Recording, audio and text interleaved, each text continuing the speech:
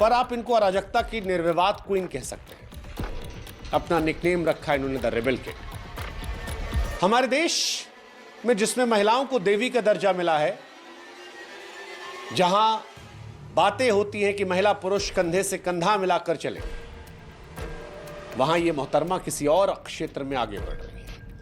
एक कंटेस्टेंट से कहती हैं कि शादी करना है, 6 फीट 4 इंच का मर्द चाहिए, लेकिन उससे आगे उसके पैंट के अंदर भी 6 इंच का कम से कम होना चाहिए। अपने मम्मी के प्राइवेट पार्ट का जिक्र करके उससे कहती हैं, अपनी मां के अलावा किसी और का देखा है?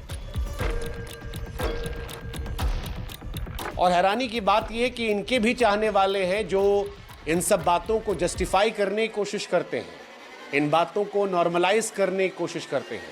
इनको देश के बड़े बड़े कॉलेजों में न्योता दिया जाता है, ये वहां जाती हैं। क्या आज की पीढ़ी मां के निजी अंगों का जिक्र करके डार्क कॉमेडी के नाम पर उसे नॉर्मलाइज कर सकती है? सोचने वाली बात है, सोचिएगा।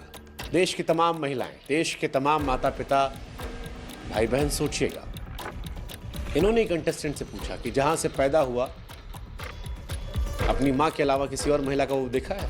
फिर एक बहुत मोटी गाली दी, गंदी गाली, छिछली गाली, जिसे मैं नहीं बोल पाता। महिला होकर महिला को गाली देना अब फैशन। सवाल है, अपूर्वा कौन सा ट्रेंड सेट कर? सवाल यह भी कि क्या इनके माँ बाप हैरान नहीं होते? क्या वो ये सब नहीं देखते?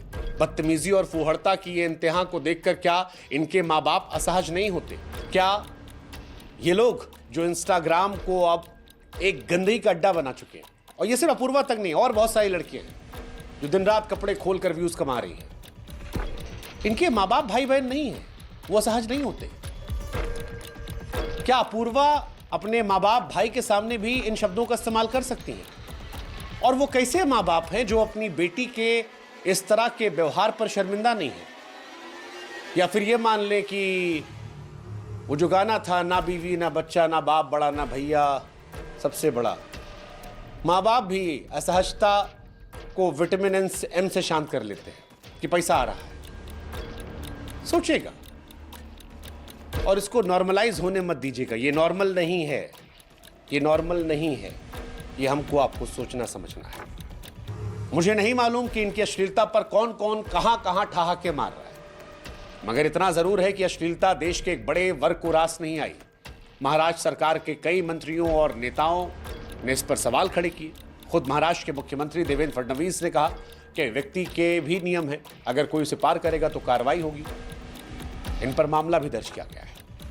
उधर आक्रोश की आग फैलने के बीच जब विरोध के तीर निकलने लगे और जब लगने लगा कि भैया करियर दांव पर है, कार्रवाई हो सकती है, फजीहत हो रही है, सोशल मीडिया पर लोग गाली दे रहे हैं, इनको उल्टा जाके आईना दिखा रहे हैं, अनफॉलो कर रहे हैं, मुख्यमंत्री ने बयान दे दिया है, महिला आयोग एक्टिव हो गई है, देश के अलग अलग राज्यों में FIR हो रही है, तब रणवीर साहब सामने आते हैं और माफी मांग लेते हैं।